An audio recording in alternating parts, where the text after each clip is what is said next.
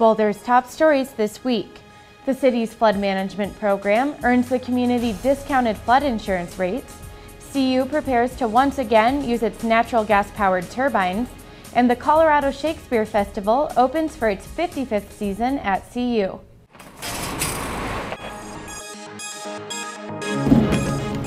Welcome to Inside Boulder, featuring topics and stories that impact the community of Boulder, with Patrick Von Kaiserling and Jennifer Bray. And on the news desk, Natalie Wood and Mike Benuelos bring you the stories making headlines in the community this week.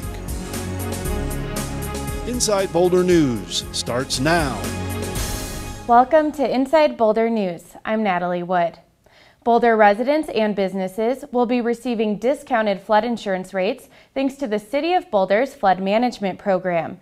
The National Flood Insurance Program improved Boulder's community rating system classification.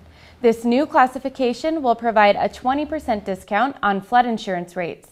The previous discount rate was 15%. Inside Boulder News talked to floodplain and wetland administrator Katie Knapp about this important improvement.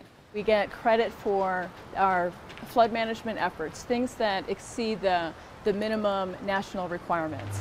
The maintenance of the channels, the alerts and response systems that we have in place, our outreach and education. We try really hard to let people know about the flood risk so they can be prepared and not caught off guard. What really drives our flood management program is really to protect the people of Boulder. Flood losses aren't something that's normally covered on normal homeowners policy, so it's a great idea for people to look into what is covered on their policy and to see what it would take for them to get that coverage added. The 20% discount will save Boulder businesses and residents more than $400,000 annually compared with standard insurance rates. This results in a higher collective savings than any other city in Colorado. A city employee who makes significant contributions to youth in our community has received a prestigious award.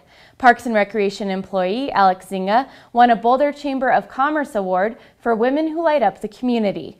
Alex runs the Youth Services Initiative program, which serves low-income youth with recreation opportunities. Here's a look at her commitment to helping young people make positive lifestyle choices. Alex's contributions are far-reaching with the youth. She's a true mentor to them. All of the kids really look up to her. She's kind of a surrogate mom to them, but she makes sure that they understand to give back to the community, that they understand about volunteering, that they understand about getting good grades in school and striving to be the best that they can. So her contributions are greater than just those that our department receives. It goes far beyond with the kids. I think everybody lives in Boulder because of all the opportunities for recreation, and the families that I work with can't afford to take advantage of those opportunities. It's expensive, and so we provide those services at a low cost so that they're able to do what other people do who enjoy living in Boulder. Alex was honored along with other outstanding women in our community at a luncheon on Wednesday. The ceremony was hosted by the Business Women's Leadership Group. The University of Colorado is planning to start using its natural gas-powered turbines again to generate electricity and heat for the campus. CU's power plant on 18th Street was retrofitted in 1992 to use one source of fuel. CU stopped using the power from its cogeneration facility in 2004 because of the skyrocketing costs of natural gas, but will start again thanks to a decrease in natural gas prices. Inside Boulder News wanted to find out how these turbines help Boulder meet its climate action goals. One of the goals that we've set out for ourselves for our long-term energy needs is creating as much energy as we possibly can here locally. For example, we have hydro facilities in the city limits, and this is one more example of creating more electricity where it's generated.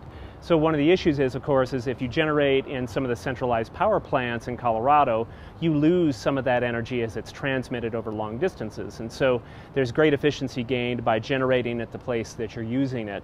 And again, it's a cleaner source of energy, so it fits very nicely with our overall community climate action goals. Now, the exciting thing then is when the university brings this facility online, it fits very nicely if and when we create a local utility, because it's less energy we would have to go out and procure from the wholesale market. We've gone through a process where we've determined that one of the best fits for the university is to have a balanced approach to our utilities, and that's weighing in carbon, that's weighing in energy savings, that's weighing in cost. So part of that balanced plan is to reduce our carbon, and the best way to do that right now for the university is to run cogeneration. So we already had the asset, we're just going to repower it and reuse it. CU's powerhouse will undergo some enhancements, including the construction of a separate heating and cooling plant near the Coors Event Center before it is put back into use. Summer in Boulder just wouldn't be the same without the Colorado Shakespeare Festival, which opened for its 55th season at CU last week. The event takes close to 200 people to put on every year, all in an effort to celebrate Shakespeare and his continuing influence.